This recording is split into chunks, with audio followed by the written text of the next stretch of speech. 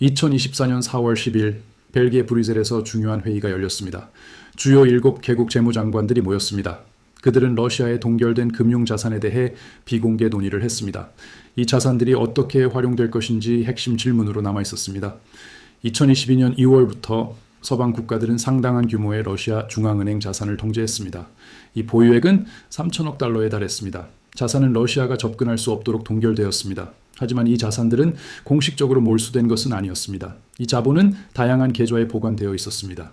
일부는 벨기에 유로클리어에 있었습니다. 다른 자금은 뉴욕 연방준비제도와 영란은행에 예치되어 있었습니다. 러시아는 이 자금에 접근할 수 없었습니다. 하지만 서방 국가들은 이 자금에 대한 소유권을 주장하지 않았습니다. 2년 동안 이 동결된 자금은 전략적인 도구 역할을 했습니다. 암묵적인 메시지는 분명했습니다. 만약 러시아가 우크라이나에서 철수한다면 그 자산들은 반환될 수 있었습니다. 2024년 4월에 이르러 분쟁은 3년째에 접어들었습니다. 우크라이나는 심각한 재정난에 직면했습니다. 미국 의회는 추가 지원에 대해 교착 상태에 빠져 있었습니다. 이러한 상황은 새로운 접근 방식을 필요로 했습니다. 그 회의실에서 중대한 결정이 내려졌습니다. 주요 7개국은 이 동결 자산에서 발생하는 이자 수입을 압류하기로 결정했습니다. 3천억 달러의 준비금은 매년 약 30억 달러의 이자를 창출했습니다. 이 수입은 이후 우크라이나에 직접 배정될 예정이었습니다. 공식 발표는 2024년 4월 30일에 있었습니다. 언론 헤드라인은 이 조치를 정의의 한 형태로 널리 칭송했습니다. 많은 이들은 러시아의 동결된 부가 우크라이나 재건에 도움이 될 것이라고 선언했습니다. 이 계획은 교묘하고 혁신적으로 보였습니다. 완전한 몰수를 사용하지 않고 징벌적 조치를 제시했습니다. 하지만 전 세계 중앙은행 본부에서는 분명히 다른 논의가 진행되었습니다. 베이징, 리야드, 뉴델리, 아부다비, 브라질리아의 관리들이 이 회의에 참여했습니다. 그들의 장관들은 직원들에게 한결같은 질문을 던졌습니다. 만약 러시아에 대해 이러한 조치가 취해질 수 있다면 그들 자신의 국가에도 비슷한 조치가 적용될 수 있을까요? 그 분명한 답변은 긍정적이었습니다. 서방 국가들이 정치적 목적을 위해 3천억 달러를 동결할 수 있다면 이 자산을 용도를 변경할 수도 있었습니다. 그러한 조치는 심지어 원래 소유자에 대한 분쟁 자금을 조달할 수도 있었습니다. 결과적으로 달러, 유로 또는 파운드화로 표시된 모든 국가의 준비금은 잠재적인 취약성에 직면했습니다. 주권 자산은 그 안보가 도전받았을 때에만 본래의 성격을 드러냈습니다. 따라서 어떠한 공식 발표나 보도자료 없이 전 세계 중앙은행들은 새로운 전략을 시작했습니다. 그들은 50년 동안 볼 수 없었던 규모의 관행에 참여했습니다. 그들은 미국 국채에서 자산을 매각하기 시작했습니다. 이러한 매각은 갑작스럽게 또는 공황 상태에서 이루어지지 않았습니다. 대신 중앙은행들은 꾸준하고 체계적인 접근 방식으로 진행했습니다. 그들은 매달 이 매각을 계속했습니다. 주요 7개국의 결정 이후 8개월이 지난 2024년 12월까지 외국인의 미국 국채 소유권은 상당히 감소했습니다. 보유액은 4천억 달러만큼 줄어들었습니다. 중국은 890억 달러를 매각했습니다. 일본은 950억 달러를 팔았고 사우디아라비아는 320억 달러를 처분했습니다. 이러한 활동은 일반적인 이익 실현 행동을 나타내지 않았습니다. 오히려 이것은 조정된 세계적 전략 변화를 의미했습니다. 국가들은 미국 국채에서 적극적으로 벗어나고 있었습니다. 이러한 근본적인 변화는 러시아의 이자 수입을 전유하려는 결정에 의해 직접적으로 촉발되었습니다.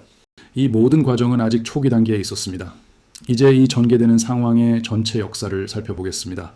이제 러시아의 3천억 달러 압류가 어떻게 전 세계적인 미국 국채 매각을 촉발했는지 정확한 방법을 검토하겠습니다. 실시간 데이터는 이러한 추세가 실제로 발생하고 있음을 확인했습니다. 우리는 어떤 국가들이 이러한 매각을 시작했는지 물어야 합니다. 게다가 그들은 그 자리에 어떤 자산을 취득하고 있었을까요? 누가 궁극적으로 이 상당한 매도 압력을 흡수하고 있었을까요? 연방준비제도가 주요 구매자가 될 경우의 함의를 고려해 보십시오.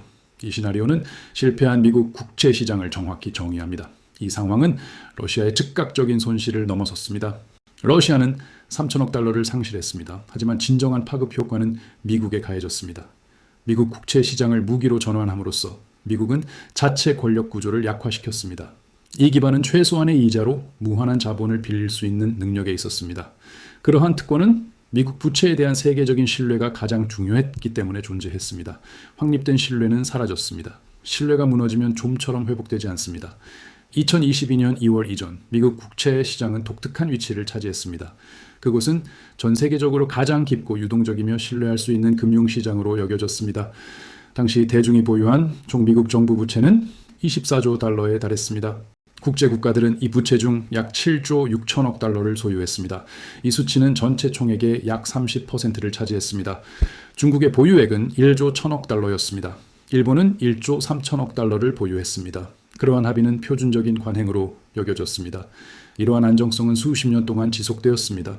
외국 국가들은 주로 유리한 무역 수지를 통해 미국 달러를 축적했습니다. 그들은 이렇게 축적된 자금을 보관할 안전한 방법을 필요로 했습니다. 미국 국채는 분명한 선택지로 제시되었습니다. 이 채권들은 안전성, 유동성, 그리고 미국 정부의 완전한 보증을 제공했습니다. 게다가 미국 국채는 전통적으로 비정치적인 투자로 간주되었습니다. 실제로 미국은 이전에 적대국에 속한 자산을 동결한 적이 있었습니다. 이러한 이전 사례에는 쿠바 1979년 이후에 이란, 북한, 리비아, 베네수엘라와 같은 국가들이 포함되었습니다. 그러나 이들은 비교적 작은 국가들이었습니다. 그들은 널리 불량 국가이자 공공연한 적대국으로 간주되었습니다. 확립된 규칙은 분명히 달랐습니다. 한 국가의 미국 국채 보유액은 정상적인 외교 관계를 유지하는 한 안전하다고 간주되었습니다. 이 암묵적인 확신은 미국 달러의 우위를 뒷받침했습니다. 미국은 이로 인해 무한한 예산 적자를 유지할 수 있었습니다. 이는 세계 시장이 미국 부채를 꾸준히 매입했기 때문에 가능했습니다. 이러한 합의는 과도한 특권으로 알려지게 되었습니다. 2022년 2월 24일 러시아는 우크라이나를 침공했습니다. 72시간 이내의 서방 국가들은 러시아 중앙은행 준비금의 동결을 선언했습니다. 이 동결 자산은 총 3천억 달러에 달했습니다. 1천억 달러는 유로클리어에 예치되어 있었습니다. 또 다른 1천억 달러는 뉴욕 연방준비제도가 보유했습니다. 영란은행은 500억 달러를 차지했습니다. 나머지 500억 달러는 다른 유럽 중앙은행들이 관리했습니다. 이 조치는 전례 없는 금융 움직임을 나타냈습니다. 그 중요성은 일반적인 자산 동결이 아니라 러시아의 지위에서 비롯되었습니다. 러시아는 북한과 같은 국가와 비교할 수 없었습니다. 당시 러시아는 세계에서 11번째로 큰 경제대국이었습니다. 또한 상당한 규모의 글로벌 에너지 수출국이었습니다. 게다가 러시아는 유엔 안전보장이사회 상임이사국이었습니다. 러시아는 총 6천억 달러의 금융준비금을 보유했습니다. 이 준비금 중 3천억 달러는 서방 통화로 보유되었습니다. 이 특정 할당은 잠재적인 제재에 대비하기 위함이었습니다. 러시아는 그들의 안보를 가정하여 서방 준비금으로 전략적으로 다각화했습니다. 이 가정은 틀린 것으로 판명되었습니다. 전 세계의 모든 다른 중앙은행들은 이 발전을 깊은 관심으로 지켜보았습니다. 대중의 반응은 미미했지만 비공개 반응은 매우 강렬했습니다. 중앙은행 총재들은 신속하게 긴급회의를 소집했습니다. 모두가 숙고했던 중요한 질문은 간단했습니다. 그들은 자체 준비금의 취약성 정도에 대해 물었습니다. 중국에게는 이 질문의 함의가 소름 끼치도록 다가왔습니다. 중국은 3조 4천억 달러의 외환 준비금을 보유했습니다. 이 중 약 1조 1천억 달러는 미국 국채에 투자되었습니다. 또 다른 5천억 달러는 다른 달러 자산으로 보유되었습니다. 이는 미국과의 관계가 악화될 경우 1조 5천억 달러 이상이 잠재적인 취약성에 직면할 수 있음을 의미했습니다. 예를 들어 사우디아라비아는 미국 국채 1200억 달러를 보유했습니다. 아랍에미리트는 비슷한 보유액으로 40억 달러를 가지고 있었습니다. 대만의 준비금에는 국채 2400억 달러가 포함되었습니다. 한국은 이 자산의 1700억 달러를 유지했습니다. 상당한 달러 준비금을 보유한 모든 국가는 냉혹한 현실을 인식했습니다. 이 자산들은 본질적으로 미국의 외교 정책 결정에 의해 인질로 잡혀 있었습니다. 만약 미국이 우크라이나 침공으로 인해 러시아의 3천억 달러를 동결할 수 있다면 이는 더 넓은 권력을 보여주었습니다. 미국은 충분하다고 생각하는 어떤 이유로든 누구의 준비금이라도 동결할 수 있었습니다. 이러한 준비금은 더 이상 안전하다고 인식되지 않았습니다. 대신 그들은 지정학적 영향력의 도구로 기능했습니다. 그러나 초기 동결은 즉시 광범위한 매도를 유발하지는 않았습니다. 중앙은행들은 일반적으로 상당한 주의와 숙고를 가지고 운영됩니다. 많은 이들은 이 동결이 일시적일 것이라고 희망했습니다. 그들은 이것이 우크라이나 분쟁과 직접적으로 연결되어 있다고 예상했습니다. 전쟁이 끝나는 대로 표준 금융 규정이 복원될 것이라고 믿었습니다. 그러한 희망은 2024년 4월 30일에 사라졌습니다. 주요 7개국의 발표는 중요한 경계선을 그었습니다. 그 발표는 러시아의 동결 자산이 활용될 것이며 거기서 발생하는 이자는 우크라이나로 전용될 것이라고 선언했습니다. 이 조치는 단지 해결을 기다리는 일시적인 동결이 아니었습니다. 대신 이것은 자산의 직접적인 몰수를 구성했습니다. 이 자금은 이후 러시아의 적대국에 제공되었습니다. 제시된 법적 근거는 상당히 기발했습니다. 옹호자들은 이자 수입이 원금과 다르다고 주장했습니다. 그들의 주장에 따르면 러시아는 기술적으로 3천억 달러의 소유권을 유지했습니다. 서방 국가들은 단순히 금융 이득을 취득하고 있을 뿐이었습니다. 그러나 중앙은행의 관점에서는 이러한 구별은 실질적인 의미가 없었습니다. 만약 한 주체가 자산을 소유하고 다른 당사자가 그 생성된 수입을 전용한다면 원래 소유자는 기능적 통제권을 잃었습니다. 이 사건은 분명한 메시지를 보냈습니다. 미국 국채 보유액은 실제로 정치적 목적을 위해 몰수될 수 있었습니다. 결과적으로 매도율은 극적으로 증가했습니다. 관련 데이터는 대중에 공개되어 있습니다. 미국 재무부는 이 정보를 매월 발표합니다. 이제 2024년 4월 이후의 사건들을 검토할 수 있습니다. 2024년 4월부터 12월까지 외국인의 미국 국채 보유액은 감소했습니다. 이 감소액은 8개월 동안 4천억 달러에 달했습니다. 중국은 890억 달러를 매각했습니다. 일본은 950억 달러를 팔았고 사우디아라비아는 320억 달러를 청산했습니다. 벨기에는 중동 투자금을 보유한 국가였습니다. 벨기에는 250억 달러 상당의 국채를 매각했습니다. 케이맨 제도는 중국 기관 자금의 중개자 역할을 했습니다.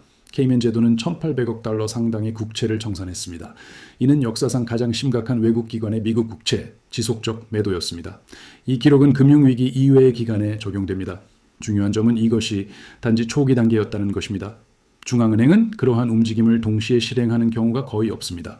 그들은 시장 붕괴를 막기 위해 점진적인 매각을 합니다. 이 전략은 남은 자산의 가치를 보존하는 것을 목표로 합니다. 목격된 매각은 신중하고 이른 시기의 파동을 반영했습니다. 더욱 실질적인 매도 압력은 아직 나타나지 않았습니다.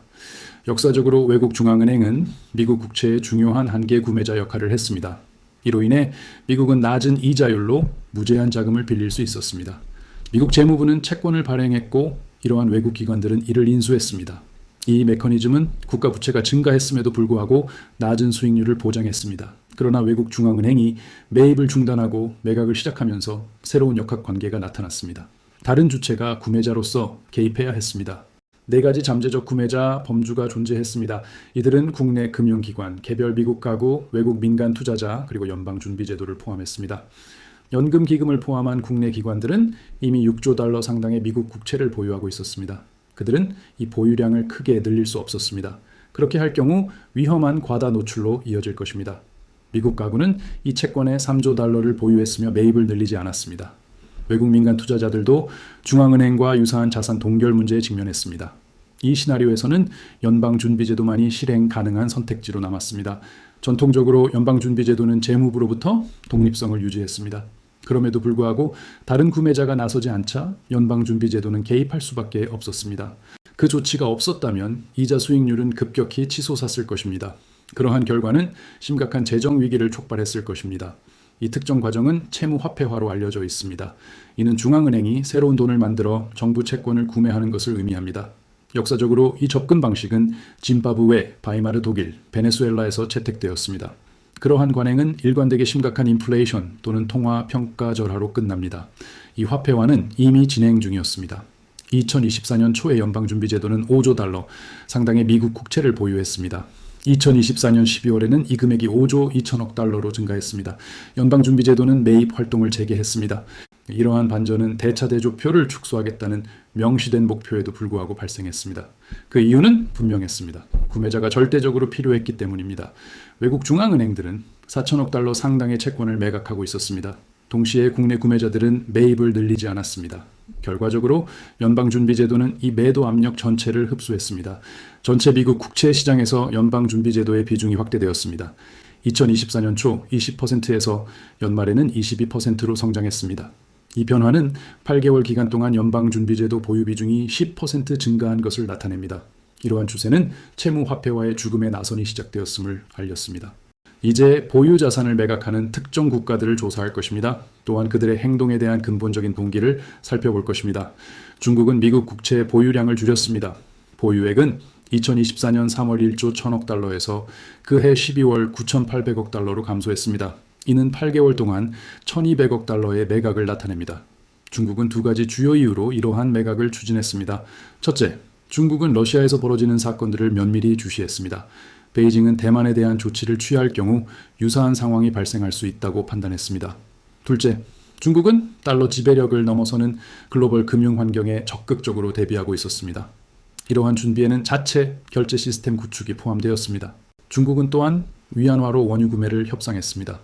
게다가 1대1로 이니셔티브에 참여하는 국가들에게 위안화를 대출하기 시작했습니다. 일본은 보유액을 1조 2천억 달러에서 1조 1천억 달러로 줄였습니다. 이 상당한 감소는 1천억 달러의 하락을 나타냅니다. 일본은 미국의 동맹국이었지만 자산 동결을 두려워하지 않았습니다. 그럼에도 불구하고 일본은 자체적인 심각한 재정 문제에 직면했습니다. 일본은 국내 총생산의 260%에 달하는 국가 부채를 조달해야 했습니다.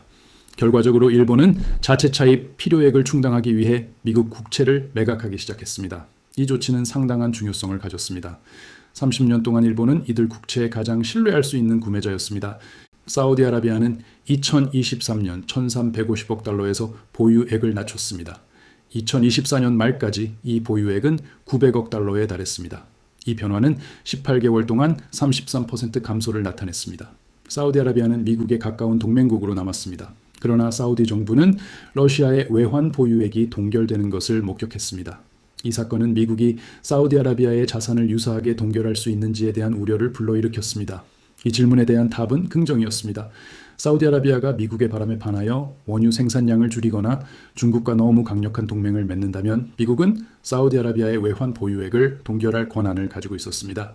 사우디아라비아는 적극적으로 다각화 전략을 추구했습니다. 이는 금을 매입하고 위안화를 원유 대금으로 받는 것을 포함했습니다. 이 국가는 또한 2024년 1월에 브릭스 그룹에 공식적으로 가입했습니다. 아랍에미리트, 쿠웨이트 및 다른 걸프 국가들도 사우디아라비아의 예를 따르기 시작했습니다. 이들 걸프 국가들은 2024년 동안 800억 달러 상당의 국채 보유량을 줄였습니다. 미국 국채의 광범위한 매각은 전 세계적으로 발생했습니다. 이 움직임은 어떤 음모가 아니라 집단적 불안감에 의해 조율되었습니다. 각 중앙은행은 러시아 자산의 동결을 목격했습니다. 결과적으로 그들은 미국 국채에 대한 노출을 줄이기로 결정했습니다. 그렇다면 이 국가들은 대신 어떤 자산을 매입하고 있었을까요? 상당수의 국가들이 금을 매입하기로 선택했습니다. 2024년에 중앙은행의 금 매입량은 1,100톤을 초과했습니다. 이는 그러한 높은 매입 수준이 3년 연속으로 이어진 것을 나타냅니다. 이 기간은 1970년대 이후 목격된 가장 지속적인 금 매입을 보여주었습니다. 특히 이는 글로벌 근본 위제도가 붕괴되기 직전에 발생했습니다. 중국은 2024년에 225톤의 금을 공식적으로 매입했습니다. 비공식적으로는 이 양이 400톤을 초과하는 것으로 추정되었습니다. 튀르키예는 80톤을 조달했습니다. 인도는 75톤을 확보했습니다. 폴란드도 60톤을 매입했습니다. 왜 이 국가들은 금을 우선시했을까요? 주요 이유는 금이 동결될 수 없기 때문입니다. 한 국가의 금고에 안전하게 보관된 금은 의심할 여지 없이 그 국가에 속합니다. 예를 들어 러시아 내에 보관된 러시아의 금 보유고는 압류되지 않았습니다. 서방에 보관된 보유고만 동결에 직면했습니다. 이는 모든 중앙은행에게 자국 국경 내에 금을 보유해야 한다는 중요한 교훈이 되었습니다. 금 외에도 중앙은행들은 다른 통화를 축적하기 시작했습니다. 글로벌 외환 보유고에서 위안화의 비중은 2022년 2.3%에서 확대되었습니다. 2024년에는 이 비중이 3.2%에 달했습니다. 이는 단 2년 만에 40%의 성장을 의미했습니다. 여전히 달러의 58%에 비하면 미미한 수치이지만 나타나는 추세는 부인할 수 없었습니다. 또한 일부 중앙은행들은 원자재로 다각화했습니다. 이들 기관은 전략적 원자재를 매입했습니다. 그들의 구매에는 원유, 구리, 희토류가 포함되었습니다. 이러한 자산은 고유한 가치를 지니며 디지털 방식으로 동결될 수 없습니다. 나타나는 패턴은 부인할 수 없었습니다. 이는 미국 국채로부터의 명확한 전환을 보여주었습니다. 국가들이 더욱 다각화함에 따라 신규 국채 발행의 구매자 풀은 감소했습니다. 이러한 다각화는 상당한 수학적 과제를 야기했습니다.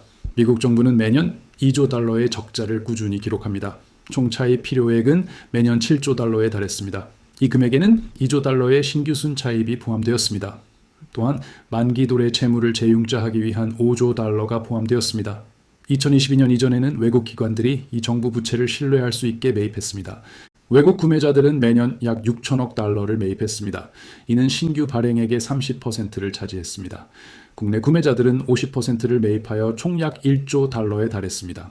연방준비제도는 20%를 매입하여 약 4천억 달러에 이르렀습니다. 그러나 2024년 4월 이후 외국 구매자들은 연간 4천억 달러를 매각하는 것으로 전환했습니다. 이전에는 이 동일한 구매자들이 6천억 달러를 매입하고 있었습니다. 이 변화는 시장 역학에서 상당한 1조 달러의 변동을 야기했습니다. 국내 구매자들은 매입량을 크게 늘리지 않았습니다. 결과적으로 연방준비제도는 이 재정적 격차를 메울 수밖에 없습니다. 연방준비제도의 연간 매입량은 4천억 달러에서 1조 4천억 달러로 급증했습니다. 이 규모는 신규 발행과 외국 매각의 영향을 모두 포함합니다. 본질적으로 연방준비제도는 이제 모든 순신규 국채 발행량의 약 70%를 매입합니다. 이 비율은 또한 외국 매각 활동을 고려합니다. 연방준비제도는 사실상 유일한 시장 참여자로서 기능합니다. 중앙은행이 이러한 역할을 맡을 때 이는 시장 실패를 나타냅니다. 이 상황은 자기 강화적인 하향 나선을 시작합니다. 연방준비제도의 국채 매입은 새로운 돈을 인쇄하는 것을 필요로 합니다. 이러한 통화 팽창은 직접적으로 인플레이션으로 이어집니다. 인플레이션은 이들 정부 채권의 실질 가치를 침식합니다. 이렇게 감소된 가치는 외국 보유자들이 매각을 늘리도록 유인합니다. 이러한 매각 증가는 결과적으로 연방준비제도가 훨씬 더 많은 매입을 하도록 강제합니다. 추가 매입은 결국 더 많은 돈을 주입하여 추가적인 인플레이션을 야기합니다. 이 패턴은 매각의 가속화된 주기를 촉발합니다. 궁극적으로 이것이 통화가 글로벌 기축 통화 지위를 상실하는 과정입니다. 이 사건들의 예상 시간표를 살펴보겠습니다. 2022년 2월에 러시아에 3천억 달러가 동결되었습니다. 이 초기 조치는 글로벌 불확실성의 첫 번째 씨앗을 심었습니다. 2022년과 2023년 내내 신중한 다각화 노력이 시작되었습니다. 중국과 사우디아라비아 모두 국채 보유량을 점진적으로 줄이기 시작했습니다. 2024년 4월에 주요 7개 국가들은 러시아 자산을 활용하겠다는 의사를 밝혔습니다. 이 시점에서 초기 불확실성은 구체적인 확실성으로 변했습니다. 결과적으로 매각 속도는 급격히 가속화되었습니다. 2024년과 2025년 사이에 외국인의 매도는 더욱 심화될 것으로 예상됩니다. 매년 8천억 달러에서 1조 달러에 이르는 자금 유출이 예상됩니다. 연방준비제도는 이러한 하락세를 상쇄하기 위해 매입을 늘릴 것입니다. 2026년에서 2028년까지는 시스템의 한계점이 가까워질 것입니다. 외국인 보유액은 6조 달러 아래로 떨어질 것으로 예측됩니다. 연방준비제도의 보유액은 7조 달러를 넘어설 것입니다. 이 수치는 모든 발행 미국채의 30%를 차지하게 될 것입니다. 시장은 인플레이션 위험을 가치평가에 반영하기 시작할 것입니다. 10년 만기 채권 수익률은 4%에서 6%와 7% 사이로 상승할 것으로 예측됩니다. 이러한 증가는 연방준비제도의 지속적인 매입에도 불구하고 발생할 것입니다. 2029년과 2032년 사이에는 근본적인 위기가 명확히 드러날 것입니다. 국채 경매가 실패하기 시작할 것입니다. 수익률은 8%에서 10% 사이로 급등할 것입니다. 미국의 40조 달러에 달하는 국가 부채에 대한 이자 지급액은 매년 3조 달러를 초과할 것입니다. 이 막대한 금액은 전체 세수입의 60%를 차지할 것입니다. 연방준비제도는 그 후 구매 활동을 대폭 늘릴 수밖에 없을 것입니다. 2033년과 2037년 사이에는 전면적인 통화 위기가 발생할 것으로 예상됩니다. 달러는 주요 상품에 대한 준비 통화 지위를 이룰 것입니다. 전 세계 외환 보유고에서 달러가 차지하는 전체 비중은 40%까지 감소할 것입니다. 연간 인플레이션율은 7%에서 10% 사이로 가속화될 것입니다. 2037년에서 2042년까지 달러는 지배적인 준비 통화의 지위를 잃게 될 것입니다. 여전히 가장 큰 단일 통화로 남겠지만 그 패권적 영향력은 사라질 것입니다. 미국은 예산을 균형 있게 맞추거나 초인플레이션에 직면하는 중대한 선택에 직면할 것입니다. 이러한 예상 시나리오는 점진적인 하락을 기반으로 합니다. 하지만 촉발 사건으로 인해 이 과정은 급격히 가속화될 수도 있습니다. 그러한 사건에는 대만 침공, 상당한 규모의 은행 파산 또는 심각한 정치적 위기가 포함될 수 있습니다. 이러한 외부 충격이 없더라도 수학적 결과는 동일합니다. 중앙은행이 정부 부채에 유일하거나 주요 구매자가 되면 해당 통화는 필연적인 붕괴에 직면합니다. 그렇다면 누가 승리하고 누가 손실을 입을까요? 중국은 전략적 우위를 점합니다. 중국은 미 국채를 체계적으로 매각하는 동시에 금과 원자재를 확보하고 있습니다. 또한 대안적인 글로벌 결제 네트워크로 구상된 중국 은행 간 결제 시스템을 적극적으로 개발하고 있습니다. 달러가 준비 통화 지위를 잃게 되면 위안화는 기본적으로 상승할 위치에 있습니다. 중국은 달러에 덜 의존하는 세계를 전략적으로 준비하고 있습니다. 한편 미국은 달러 패권을 유지하는 데 전념하고 있습니다. 금을 보유한 사람들도 이익을 볼 것입니다. 중앙은행이 국채 보유를 대체하기 위해 금을 매입함에 따라 금 가격은 자연스럽게 상승할 것입니다. 금은 현재 온스당 약 4,300달러로 평가됩니다. 중앙은행이 향후 10년 동안 매년 1,000톤의 금을 계속 매입한다면 금 가격은 2035년까지 7,000달러에서 8,000달러 사이에 도달할 수 있습니다. 이 시나리오는 놀라운 200%의 수익률을 나타냅니다. 반대로 미국은 글로벌 금융 패권을 잃을 위험에 처해 있습니다. 낮은 이자율로 무한한 자금을 빌릴 수 있는 능력은 군사 예산의 기반이 됩니다. 또한 사회보장 및 메디케어 프로그램은 미국인들이 생산하는 것보다 더 많이 소비할 수 있도록 합니다. 궁극적으로 국제시장이 흔들리고 차입 비용이 상승하면 이러한 혜택과 지출은 감당할 수 없게 됩니다. 8,800억 달러의 군사 예산은 3%의 차입 비용으로는 지속 가능합니다. 하지만 이 비용이 8%로 오르면 지속 불가능해집니다. 미국 소비자들은 구매력에서 상당한 손실을 경험할 것입니다. 미국은 현재 3조 8천억 달러의 상품을 수입하고 3조 달러를 수출합니다. 이는 8천억 달러의 무역 적자를 발생시킵니다. 이러한 경제 시스템은 국제사회가 달러를 수용할 때 효과적으로 작동합니다. 그러나 달러 가치가 하락하면 수입품은 훨씬 더 비싸집니다. 가스, 전자제품, 의류와 같은 상품 가격은 향후 10년 동안 30%에서 50%까지 인상될 수 있습니다. 미국 국채 보유자들은 부의 감소를 겪을 것입니다. 채권 수익률이 4%에서 8%로 증가하면 기존 채권은 액면가의 30%에서 40% 사이를 이룰 수 있습니다. 국내 기관들은 총 9조 달러 규모의 국채를 보유하고 있습니다. 이러한 노출은 3조 달러의 잠재적 재정 손실을 의미합니다. 또한 은퇴자들은 감소된 재정적 안정에 직면할 것입니다. 달러의 구매력이 약화됨에 따라 사회보장 및 메디케어 혜택은 실질적으로 감소할 것입니다.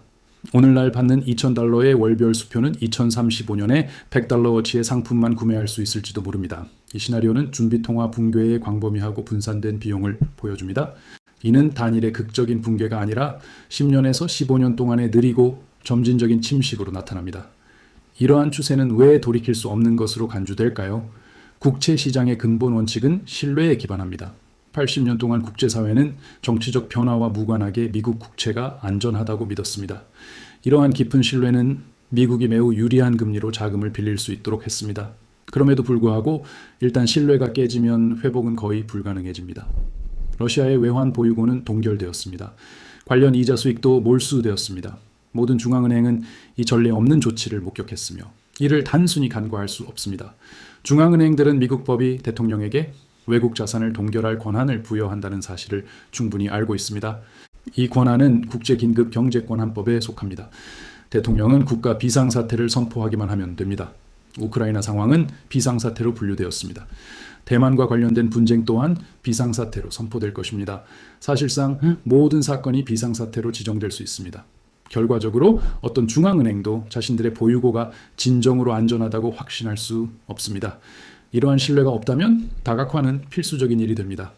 미국은 대통령의 자산 동결 권한을 제거함으로써 신뢰를 회복할 수 있습니다.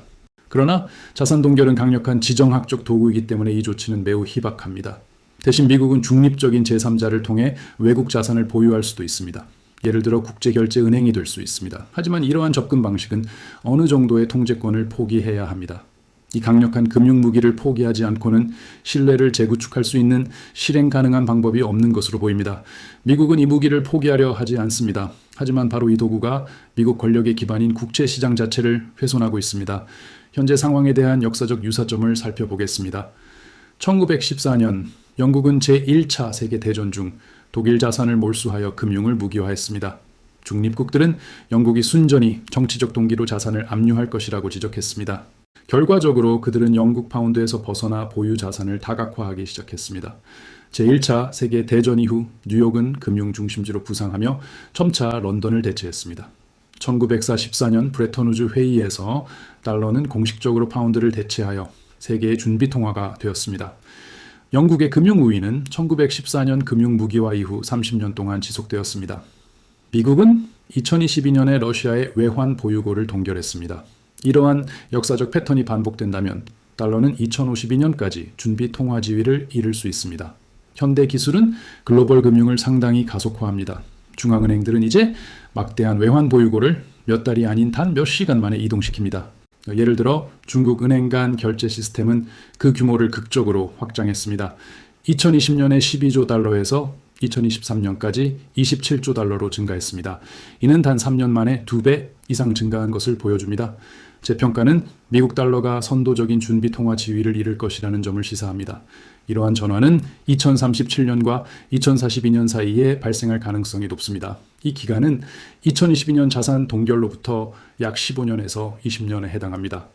전 세계 외환 보유고에서 달러가 차지하는 비중은 감소할 것으로 예상됩니다.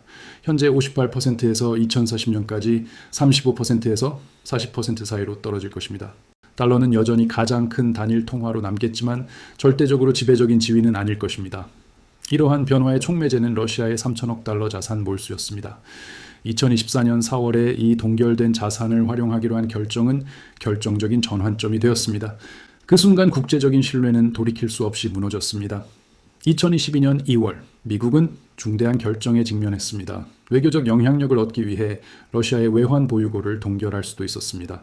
대안은 금융전쟁의 내재된 한계를 인정하는 것이었습니다. 미국은 자산을 동결하기로 선택했습니다. 이 결정은 당시로서는 분명히 방어할 수 있는 것이었습니다. 그러나 2024년 4월, 미국은 새로운 행동 방침을 추진했습니다. 이 동결된 자산에서 발생하는 이자를 취하기로 결정했습니다. 이 자금은 그 후 우크라이나로 이전되었습니다. 이러한 움직임은 동결에서 완전한 몰수로 명확히 전환되었습니다. 궁극적으로 이 특정 조치는 국채 시장에 심각한 피해를 입혔습니다. 일단 국가의 외환 보유고가 몰수되면 다른 국가들은 자신들의 보유 자산이 더 이상 안전하지 않다는 것을 깨닫습니다. 그들은 더 이상 미국을 신뢰할 수 없습니다. 이러한 신뢰가 약화되면 달러의 특권적 지위 또한 사라집니다. 결과적으로 국채 시장은 현재 상당한 하락을 겪고 있습니다. 외국 중앙은행들은 매년 8천억 달러에서 1조 달러 사이를 매각하고 있습니다. 미국 연방준비제도는 매도 압력을 상쇄하기 위해 이러한 채권을 적극적으로 매입하고 있습니다. 연방준비제도의 보유액은 이제 전체 정부 부채의 30%에 육박합니다. 중앙은행이 한 국가 부채의 이처럼 큰 부분을 소유할 때 이는 실패한 국가의 접근을 알리는 신호입니다. 이 과정은 향후 15년에서 20년에 걸쳐 전개될 것으로 예상됩니다. 2037년과 2042년 사이의 달러는 주요 글로벌 준비 통화 지위를 이룰 것입니다. 미국 국채 시장 또한 더 이상 신뢰할 수 있는 안전 자산의 역할을 하지 못할 것입니다. 국가는 아무런 결과 없이 막대한 돈을 빌릴 수 없게 될 것입니다. 이러한 손쉬운 금융 우위의 시대는 끝나가고 있습니다. 이러한 변화의 원래 촉매제는 러시아의 3천억 달러 자산 몰수였습니다. 미국은 사실상 동결된 자산 3천억 달러를 획득했습니다. 그러나 그렇게 함으로써 미국은 7조 8천억 달러에 달하는 외국 국채 보유의 기반이 되는 신뢰를 잃었습니다. 이는 26대 1이라는 놀라운 손실 비율을 나타냅니다.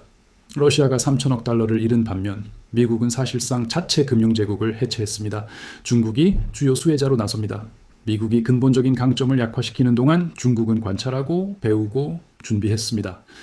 이 분석이 2024년 4월의 결정으로 인해 국채시장이 흔들리는 방식을 보여준다면 이제 여러분은 상황의 심각성을 이해할 것입니다. 외국 중앙은행들이 현재 국채 보유를 매각하고 있다는 점을 인지해야 합니다. 연방준비제도 연방준비은행이 궁극적인 매수자로 부상하고 있습니다. 이러한 상황에서 여러분은 심각한 의미를 이해할 수 있습니다. 이것이 향후 15년에서 20년 동안 달러의 기축통화 위상이 하락하기 시작하는 것으로 인식된다면 구독을 고려해 주십시오. 다음 논의에서는 국채 수익률이 8에서 10% 사이로 급등할 경우의 결과에 대해 살펴보겠습니다. 또한 미국이 40조 달러에 달하는 국가 부채를 어떻게 감당할 수 있을지 탐구할 것입니다. 미국에는 세 가지 잠재적인 길이 있습니다. 이러한 길에는 사회보장제도와 메디케어에 대한 채무 불이행이 포함됩니다. 부채를 인플레이션으로 소멸시키거나 다양한 지역 통화로 재편하는 방안도 있습니다. 이 세 가지 선택지 모두 미국의 중산층에게 심각한 피해를 줄 것입니다. 러시아로부터 압류된 3천억 달러는 궁극적으로 20년 동안 30조 달러의 국채 수요 손실이라는 대가를 미국에 치르게 할 것입니다. 이는 100대 1이라는 천문학적인 손실 비율을 나타냅니다. 이러한 조치들은 이 자산의 인지된 안전성을 산산조각냈습니다. 그것들은 사실상 국채 시장의 종말을 가져왔습니다. 결국 이러한 결과는 자초한 것입니다.